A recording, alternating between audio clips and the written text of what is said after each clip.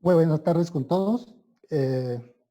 Primero que nada, quiero eh, agradecer la invitación a la Federación Nacional de Estudiantes de Ingeniería Agrícola. Y asimismo, felicitar por esta iniciativa, ¿no?, de difundir los diferentes labores que venimos haciendo los ingenieros agrícolas, ¿no?, en los diferentes ámbitos. Bueno, en esta oportunidad voy a empezar a exponer el tema de modelación hidrológica distribuida utilizando el modelo TETIS. Primero hay una eh, presentación, luego al final haré una pequeña demostración de la última versión del modelo TETIS. Bueno, primero hablaremos de la modelación hidrológica, ¿no? ¿Qué es la modelación hidrológica? La modelación hidrológica es una simplificación de la realidad de los diferentes procesos del ciclo hidrológico, ¿no?, que ocurre en la cuenca. ¿Qué importancia tiene esta herramienta, no? Nos permite a conocer mejor los diferentes procesos no medidos, por ejemplo, como puede ser la escorrentía directa, el flujo superficial, el flujo base. En la gráfica tenemos aquí los componentes del flujo obtenido con el modelo TETIS y podemos observar aquí, por ejemplo, los diferentes procesos, como puede ser la escorrentía directa, que es de línea de color rojo, que tiene una respuesta muy rápida. Y también tenemos en color verde el interflujo, ¿no?, o también lo llaman otros como flujo subsuperficial. En la parte de abajo tenemos el flujo base, ¿no?, que tiene una respuesta más lenta. ¿Para qué más utilizamos esta modelación hidrológica, no? También se puede hacer análisis y prevención de las inundaciones en tiempo real. Entonces, ¿cómo se hace esto, no? Primero, para eso se tiene que implementar estaciones automáticas, ¿no?, de la información hidrológica. En este caso, tenemos un ejemplo de la estación automática de la Confederación Hidrográfica del Júcar, que es una de las cuencas que han sido primeros en implementar este sistema, ¿no? Debido a que en el año 1982 y en el año 1983, en todo el litoral mediterráneo, ha ocurrido fenómenos de inundación, ¿no? Entonces, por este motivo, ellos han creado este sistema automático de información hidrológica con la finalidad de predecir y controlar las avenidas y periodos de sequía en tiempo real. Esta estación automática viene a funcionar a partir del año de 1989. Además, esta estación cuenta con más de 200 puntos tomados de datos en la cuenca, ¿no? Ahora, la información es transmitida cada 5 minutos vía radio o satélite al centro de procesos de la cuenca. Porque esto es importante, ¿no? Cuando nosotros queremos prevenir las inundaciones, el tiempo es muy importante. ¿Por qué? Porque las crecidas normalmente ocurren en un tiempo muy reducido, ¿no? Entonces, tenemos que tener esa información para poder tomar las decisiones, ¿no?, de prevención. Entonces, ¿qué datos lo que se registra aquí? Se registra los datos pluviométricos, datos de temperatura, también datos de embalses, como niveles de agua, volúmenes de embalsado y caudales de salida. Además, también se cuenta con la información de aforos, tanto en cauces y canales, ¿no? Todo esto ayuda a prevenir y controlar las avenidas y gestión adecuada de los recursos hídricos, ¿no? Entonces, ¿cómo la modelación hidrológica interviene en esto, no? Para esto primero se tiene que implementar un modelo. Implementar quiere decir, primero hay que calibrar y validar un modelo hidrológico, ¿no? Entonces, una vez implementado el modelo, nosotros podemos utilizar estos datos automáticos que nos dan este tipo de sistemas y poder predecir los eventos máximos, ¿no? Y después tomar las decisiones, ¿no? ¿Okay? Otro de los objetivos de la modelación hidrológica también viene a ser los diseños hidrológicos, que se utilizan para diseño de infraestructuras hidráulicas, ya sea como vertederos de presas, encauzamientos, puentes, en proyectos de saneamiento urbano, para proyectos de intervención fluvial, y análisis de inundabilidad del territorio, ¿no? En la imagen, en la parte inferior izquierda tenemos el puente peatonal de río Rímac, ¿no? Que otros dijeron que no se había caído, sino se había colapsado, ¿no? Pero todo esto es producto de los eventos máximos, ¿no? En este caso ha fallado por socavación el puente, ¿no? Aquí en la parte derecha tenemos el puente del río Pongora, que está ubicado en la cuenca Huatatas, que es Ayacucho, y debido al evento de crecida ocurrido en febrero de 2011, ha sido colapsado, ¿no? También por falla, por socavación. Entonces, para eso se tiene que hacer primero para diseñar todas estas estructuras se tiene que hacer una modelación de evento, ¿no? También hemos dicho que uno de los objetivos del diseño hidrológico también es la evaluación de las áreas inundables, ¿no? Aquí tenemos la cuenca del río Cachi, donde se ha hecho una modelación de evento. Posteriormente, la evaluación de las áreas inundadas utilizando el modelo hidráulico IBER. Luego, poder tomar las decisiones, ¿no?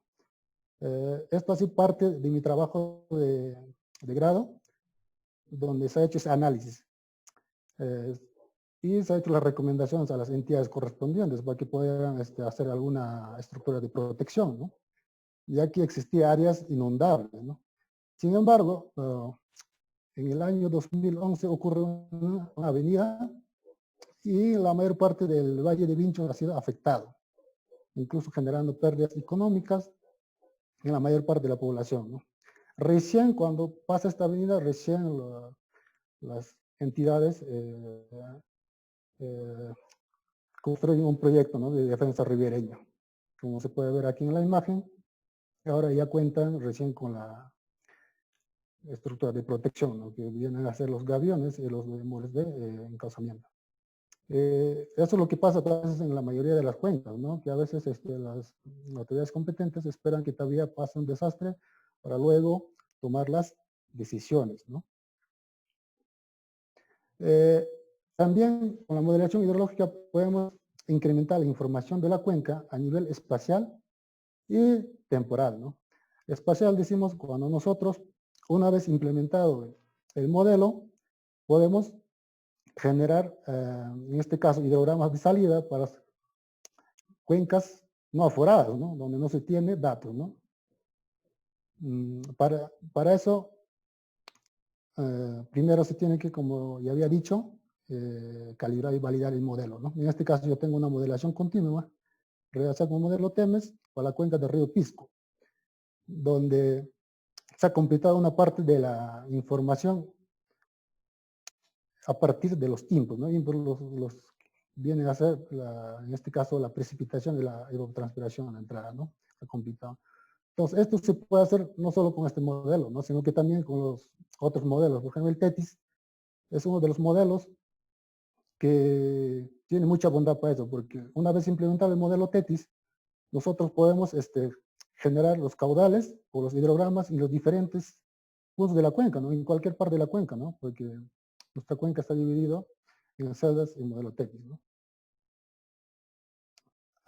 Ahora, todos los modelos hidrológicos que hemos venido comentando utilizan un modelo matemático, ¿no? Este modelo matemático es una simplificación de la realidad, en este caso de la cuenca, ¿no? Y está basado por un conjunto de ecuaciones, parámetros y variables de estado. Ahora, ¿qué vienen a ser los variables de estado, no? Son los que definen el estado del sistema en cada momento, como pueden ser los almacenamientos, ¿no? También, como variable de estado tenemos los outputs, ¿no?, que son los hidrogramas de salida, o puede ser también otra variable de interés, ¿no? Los inputs, en este caso, son necesarios medir, ¿no?, o estimar. Porque en este input, en este caso, normalmente hablamos de la lluvia o la evapotranspiración o fusión de nieve, ¿no? Las ecuaciones. Todo modelo hidrológico tiene sus ecuaciones, ¿no? Por ejemplo, si hablamos del modelo SCS, tenemos su ecuación de producción de escorrentía, ¿no? O del modelo hidrograma unitario, igual, ¿no? Tiene un teorema de convulsión, ¿no? O también podemos hablar del modelo en este caso que es un modelo agregado, el método racional modificado también tiene sus ecuaciones, ¿no? Entonces, estas ecuaciones es una simplificación de la cuenca, ¿no? Ahora, los parámetros son los que caracterizan la cuenca, ¿no? Todo modelo también tiene sus propios parámetros, ¿no? Y esto a la vez deben ser estacionarios en en todo el periodo, ¿no? A menos que haya un cambio del uso de suelo, ya sea por deforestación o puede ser por incendio, ahí sí alteraríamos, ¿no? Ya no serían estacionarios. ¿Ok? Ahora, según la clasificación de Alonso y Palazón, los modelos hidrológicos se clasifican en dos, ¿ya? Según su formulación tenemos los modelos probabilísticos, que son los modelos del azar o probabilísticos, ¿no? Dentro de esto podemos encontrar los modelos autorregresivos de un parámetro, de dos parámetros, también los modelos ARIMA, ARMA y otros, ¿no?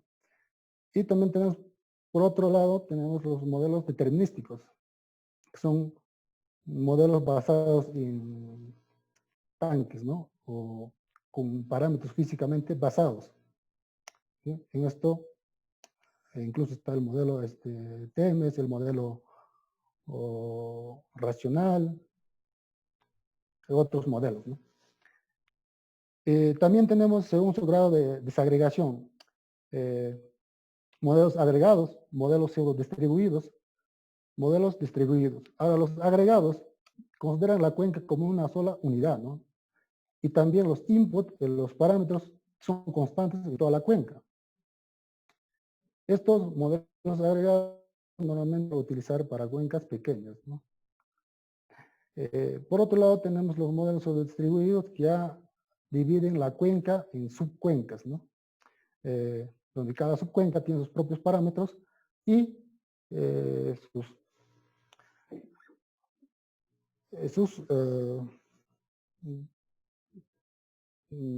datos de entrada, ¿no? Ahora, ¿qué pasa pero en estos modelos semidistribuidos también, llamado, que en la parte intermedia de la cuenca, ¿cómo determinamos, por ejemplo, el tiempo de concentración o cómo conectamos esa escorrentía de producción que se produce, ¿no? Lo normalmente que se conecta en los modelos, por ejemplo, como el SCS, que está dentro del programa GKHMS, es en la parte baja, ¿no? Pero esta es una simplificación de lo que ocurre en la cuenca, ¿no? Entonces ya nos empieza un poco a generar una incertidumbre aquí, ¿no? Y por otro lado tenemos los modelos distribuidos, donde la cuenca ya se divide en mallas, ¿no? Tanto rectangulares como triangulares.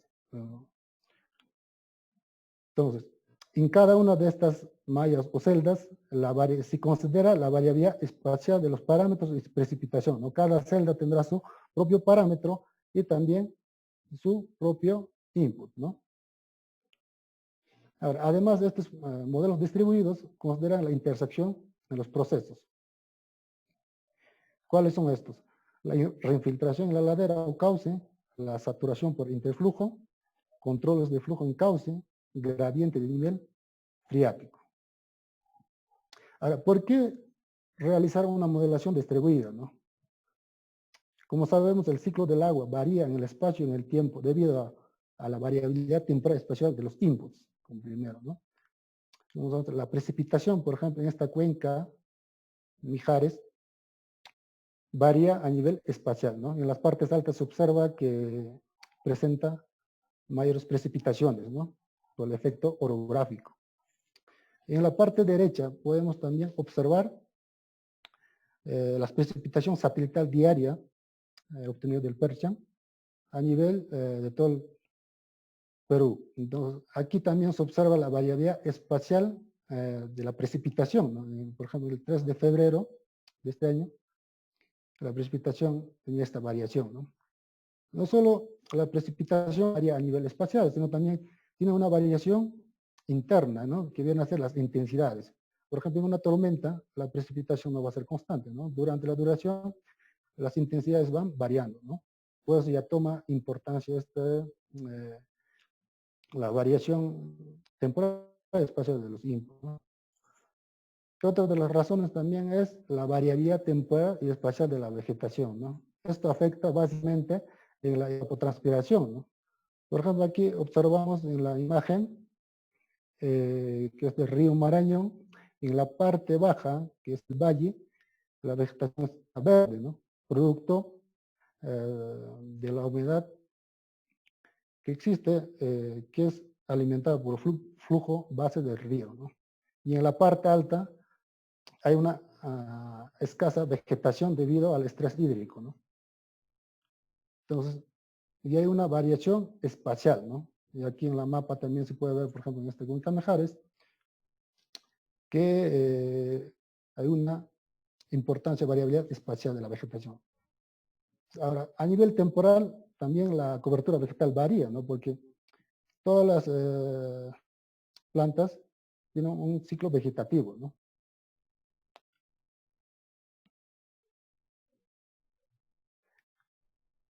También existe la variabilidad espacial del suelo. En este caso, tenemos la cuenca del río Cachi, donde en la parte alta se observa presencia de rocas, ¿no? Mientras que en la parte intermedia ya se observa suelos poco desarrollados o poco profundos, ¿no? Y en la parte baja, suelos agrícolas, ¿no? Más profundos. Entonces, ¿esto en qué afecta? Afecta en la producción de escorrentía, ¿no? Entonces, a medida que la cuenca es mucho mayor, la variabilidad espacial del suelo tiene mucha importancia, ¿no? Y por último tenemos que la variabilidad espacial de la red hidrográfica. Cuando ocurre, por ejemplo, una crecida, las características hidráulicas del río varían, ¿no? Como la sección transversal, el pendiente, la rugosidad y la topología de la red misma, ¿no? ¿Esto en qué afecta? Afecta sobre todo en la propagación. Cuando nosotros queremos hacer una modelación de evento, nos interesa conocer el caudal máximo o el caudal pico, ¿no? Para poder determinar las áreas inundables o ya sea para diseñar obras hidráulicas, ¿no? Entonces, todo esto hace que nosotros apostemos a utilizar modelos integrales distribuidos, ¿no? Tal vez el único inconveniente es la disponibilidad de datos de calibración. Entonces, actualmente en estas cuencas de Perú hay escasa información todavía, ¿no? Recién el ANA y el CENAMI vienen trabajando en este tema y todavía es tal vez una limitación, ¿no? En algunas cuencas, porque algunas sí hay esa información, ¿no? Lo que no ocurre tal vez en otros cuencas, por ejemplo, como España, que ya tienen mucha información como han visto, ¿no? Pero, por contra, lo bueno es que cuando utilizamos modelos intradistribuidos resolvemos problemas, por ejemplo, en modelación de evento, a la condición inicial de humedad en la cuenca. Cuando hacemos una modelación de evento, ¿qué condición inicial le damos en la cuenca? ¿Seco o saturado? No sabemos, ¿no? Entonces, la solución es hacer una modelación continua con balance y determinar el estado inicial de los tanques, ¿no? En este caso. Ahora, el problema en los modelos continuos es el efecto de escala temporal, ¿no? Sobre todo cuando nosotros realizamos la modelación a escala mensual, ¿no? Porque si bien en la mayoría de las lluvias, toda la lluvia que cae en la parte alta de la cuenca sale en un tiempo menos de un día, ¿no? A menos que sea río Amazonas, que ya debe ser el tiempo mucho mayor, ¿no?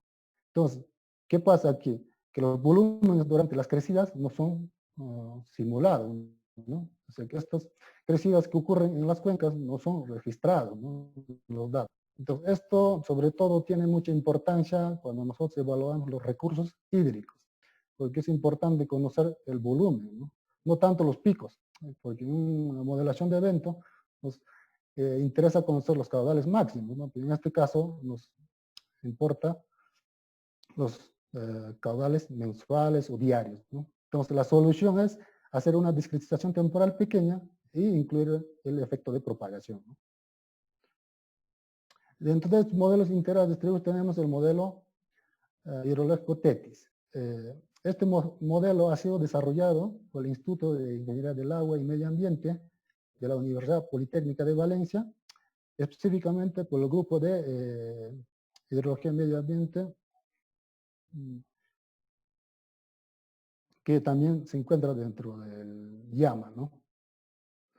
Entonces, el modelo TETIS es un modelo conceptual distribuido que discretiza la cuenca en malla de celdas con una estructura de tanque interconectadas horizontal y verticalmente. Tiene 7 tanques de almacenamiento y 7 flujos de salida, ¿no? Donde para la producción de escorrentía realiza el balance hídrico en cada una de las celdas. Bueno, en esta parte también, que más adelante voy a explicar del trabajo de investigación que se ha realizado en esta cuenca Mejares, he hecho un artificio entre este modelo, ¿no? Este artificio, ¿no?, era sobre todo para simular los flujos kárticos. Entonces, había en la parte de la cuenca presencia de zonas kárticas, ¿no? Entonces, en esas partes el agua se conducía hacia tanques más profundos, ¿no? Entonces, se tuvo que hacer este artificio. Entonces, ¿qué se hizo aquí? Del modelo se tenía que modificar la capacidad de percolación del acuífero con la finalidad de poder llevar todo el flujo que pasa de aquí, de la infiltración, al flujo subterráneo profundo, ¿no? Y luego, a través de un modelo unicelular, determinar esta descarga de los manantiales, ¿ya? Y luego incluirlo en el cauce, ¿no? Que más adelante voy a detallarlo, ¿no? Cómo se ha hecho esto. Ahora, los parámetros efectivos del modelo TETIS son los que representan mejor la realidad de cada proceso en la cuenca, ¿no? Ahora, el valor inicial de estos parámetros, en este caso, se afecta por un factor corrector que corrige los errores por efecto escala espacio-temporal y conceptualización del modelo. Entonces, estos errores son generales en toda la cuenca, ¿no? Entonces, los factores correctores también son globales. El modelo tiene 9 factores correctores para cada uno de los procesos de la cuenca. El área de estudio, en este caso, donde se ha aplicado el modelo TETIS, es la cuenca del Alto Mijares, que está ubicado dentro de la cuenca de la Confederación Hidrográfica del Júcar y presenta un clima mediterráneo, ¿no? Asimismo, la superficie de la cuenca es de 1.682 kilómetros cuadrados, con una precipitación media anual de 400 milímetros por año y una evaporización de 867 milímetros por año. El efecto orográfico toma importancia en esta cuenca, ¿no? Ya que la altitud varía entre 461 a 2010 metros sobre el nivel del mar. Además, como ya les había dicho, aguas abajo de la estación Terde, una de las estaciones que cuenta con datos observados, se puede apreciar la descarga de los importantes manantiales de la parte alta de la parte alta de la cuenca, ¿no? Entonces,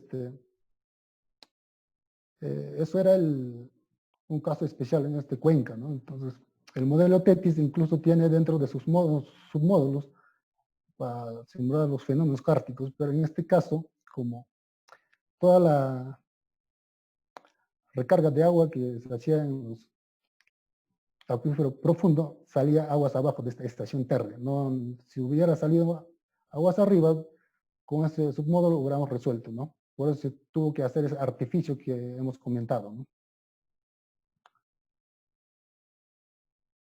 La información hidrometeorológica utilizada para el modelo fueron del proyecto SPAIN 02V2, ¿no? Tanto para los datos de precipitación y temperatura. La distribución de estos datos está en una rejilla de 20 kilómetros, ¿no? Pues para la zona de estudio hemos utilizado 9 estaciones interpoladas, con cual se cubría casi toda la cuenca, ¿no? Y la escala temporal utilizada en este caso es el paso diaria, ¿no? Comprendido para el periodo de 1991 hasta 2008. Ahora, el valor de la evapotranspiración de referencia, en este caso utilizado, o se ha estimado mediante la ecuación de Hargreaves, lo cual está en función de la temperatura y la radiación solar extraterrestre. Los datos de la temperatura, en este caso, se han obtenido del proyecto SPY 02, y los datos de radiación solar extraterrestre de la tabla de FAO, ¿no? Ahora, la calibración del modelo se ha realizado en la estación TERDE, en este punto, ¿no? Para el periodo comprendido de 2000 y de 2004, mientras la validación se realiza a la entrada del embalse Arenos, ¿no? Que es otra de las estaciones que también se ha utilizado, ¿no? Para poder cumplir con los objetivos de la investigación, se ha seguido la siguiente metodología. Primero, se han estimado los parámetros de los inputs, ¿no? Los inputs vienen a ser la precipitación en este caso y la evapotranspiración. Y luego se ha estimado el mapa de parámetros físicos de la cuenca. Luego de estimar todos los datos de entrada, pasamos a hacer la calibración del modelo TETIS en la estación TERDE, teniendo en cuenta las zonas kársticas, ¿no? Luego de esta calibración obtenemos los caudales simulados, la recarga de los manantiales dentro del flujo subterráneo. Luego hacemos la validación espacial del modelo TETIS y calibración del modelo unicelular. Como habíamos visto, estamos utilizando un modelo unicelular para poder descargar, para poder determinar la descarga de los manantiales. En este caso, para poder determinar esas descargas, se utiliza primero la recarga de los manantiales, luego se calcula las descargas mediante el modelo unicelular y se ha incluido en la validación, ¿no? Luego hemos obtenido unos caudales simulados, incluido el caudal de manantiales hasta arenos, ¿no? En esto se determina también la calibración de los parámetros del modelo unicelular, como es el coeficiente de descarga y el volumen inicial del acuífero. Y finalmente hacemos la validación espacio-temporal del modelo integrado, tanto del modelo TETIS que del modelo unicelular, ¿no? Luego de comprobar la bondad del modelo para reproducir los diferentes procesos hidrológicos, se realiza la extrapolación de los parámetros y factores correctores para poder hacer una predicción en la cuenca que nosotros queremos conocer los hidrogramas de salida, ¿no? En este caso es la cuenca intermedia de Montanejos, aquí, que tenía el interés en este caso para poder determinar la descarga de los manantiales termales, ¿no? ¿Qué pasaba aquí? Lo que ocurre es que en esta parte hay una descarga de los manantiales termales que en épocas de avenida a veces es afectado por la descarga que se encuentra en un embalse de aguas arriba de este punto de descarga, ¿no? Entonces lo que ellos querían determinar era cuándo es esta descarga de los manantiales y si esta descarga se cumplía con el caudal ecológico aguas abajo de este tramo del embalse. Si es que se cumplía, ya no necesitaba hacerse la suelta desde este embalse, ¿no? Sino que se desviaba a todo este sector que están utilizando para riego, ¿no? Aparte de tener esa descarga, también otro de los objetivos era hacer la modulación térmica, ¿no? Cómo, si en caso hay descarga, cómo afecta esto a los manantiales termales, ¿no? Los parámetros del modelo TETIS son los siguientes. Los parámetros geomorfológicos, ¿no? Esta información se ha obtenido a partir del modelo de elevación digital del terreno, ¿no? Con esto se obtiene el mapa de pendientes, mapa de direcciones de drenaje, mapa de celdas drenantes acumuladas y mapa de velocidad superficial en ladera. Y por otro lado tenemos los usos de suelos que fueron obtenidos de Corine Lancover del año 2000, los cuales nos han permitido para determinar los factores de vegetación y la intercepción máxima en la cubierta vegetal. Y por último tenemos aquí los parámetros hidráulicos del suelo, Estos fueron obtenidos de base de datos de suelo europeo y mapa de permeabilidad de IGME. IGME viene a ser el Instituto Geológico Minero de España, ¿no? Con esto obtenemos los siguientes datos. El almacenamiento estático, que es conocido como HO en el modelo TETIS, la capacidad de infiltración, la capacidad de percolación, la capacidad de percolación modificada en las zonas kársticas, ¿no? Todos estos mapas tienen una escala espacial de 100%. Aquí tenemos los mapas derivados del modelo de elevación digital. Como ya habíamos dicho, el mapa de dirección de drenaje, mapa de celdas drenantes acumuladas, mapa de pendiente, mapa de velocidad superficial en la ladera, ¿no? Y el mapa de cobertura del suelo nos ha permitido determinar los factores de vegetación, ¿no? En este caso para los diferentes usos de suelo. Además, también nos ha permitido estimar el mapa de intercepción máxima en la cobertura vegetal, ¿no? El almacenamiento estático viene a ser la suma del mapa de almacenamiento superficial, que en almacenamiento superficial está el almacenamiento en los charcos y almacenamiento que es controlado también por la intercepción, ¿no? Por la cobertura vegetal. Y tenemos aquí más el agua disponible, ¿no? Que en este caso multiplicado por la profundidad de raíz, que el agua disponible en este caso en la parte superior del suelo, ¿no? Que nosotros conocemos como entre el agua disponible entre capacidad del campo y el punto de marchidez permanente, ¿no? La capacidad de infiltración del suelo ha sido determinada a través de las funciones de pediotransferencia de Saxton y Ralph, lo cual permite relacionar los parámetros hidráulicos con la textura y contenido de materia orgánica del suelo, mientras que la capacidad de percolación del sustrato ha sido determinado a partir del mapa de permeabilidad del IGME, ¿no? Ahora, para poder modelar los fenómenos kársticos, se ha tenido que reclasificar esta mapa de capacidad de percolación.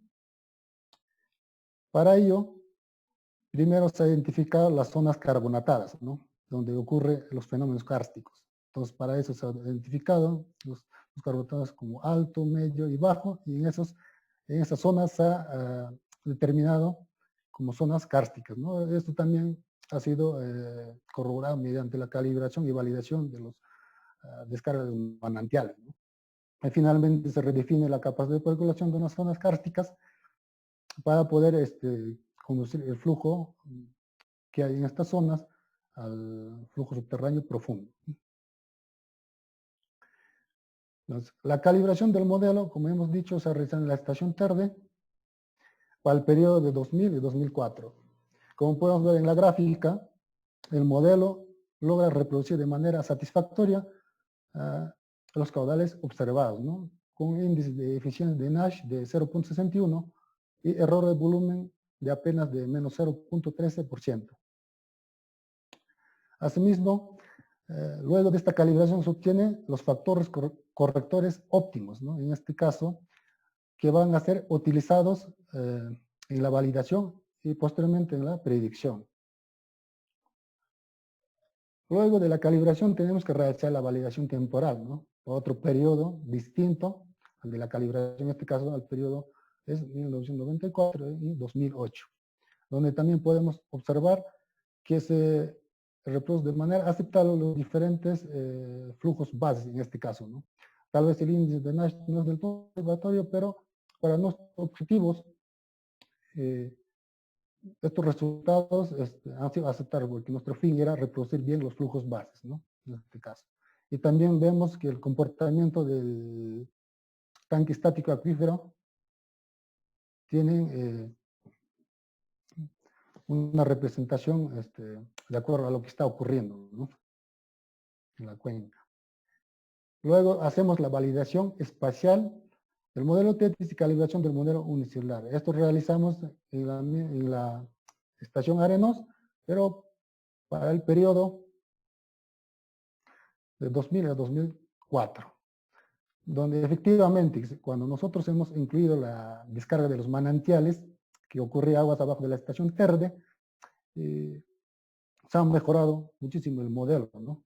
Incluso obteniendo unas eficiencias de NICE de 0.76, que viene a ser ya un resultado aceptable, ¿no?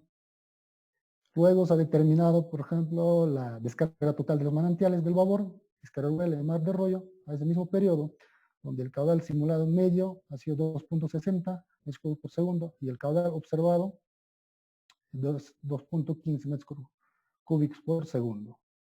Entonces, como se puede ver aquí,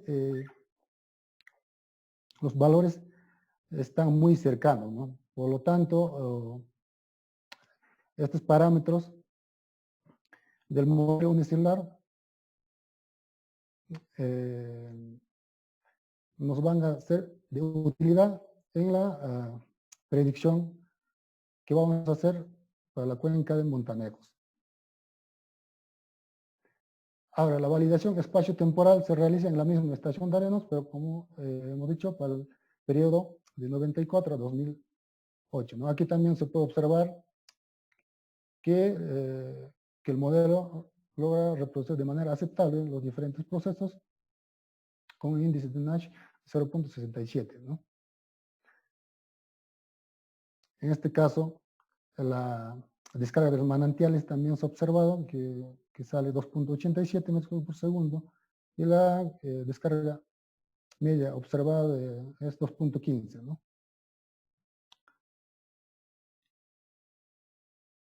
Finalmente, una vez comprobado la bondad del modelo para reproducir los diferentes procesos hidrológicos, lo que hacemos es extrapolar los parámetros y factores correctores del modelo, ¿no? Tanto del modelo TETIS y del modelo unicelular. Y con estos parámetros obtenemos el hidrograma simulado de la cuenca entrevía de Montanejos, ¿no? Pero esto es el hidrograma total, ¿no? Lo que nosotros queríamos conocer era las descargas del manantial termal Montanejo, ¿no? Para ello se tuvo que utilizar el modelo unicelular, como ya teníamos los parámetros calibrados, con eso hemos determinado, ¿no? En este caso nos ha salido el caudal simulado medio de 0.64 metros cúbicos por segundo y un caudal observado de 0.50 metros cúbicos por segundo, ¿no? Esto se ha aforado yendo a la zona, ¿no? Esto es como parte del trabajo de investigación por el Instituto de Ingeniería del Agua y Medio Ambiente, ¿no?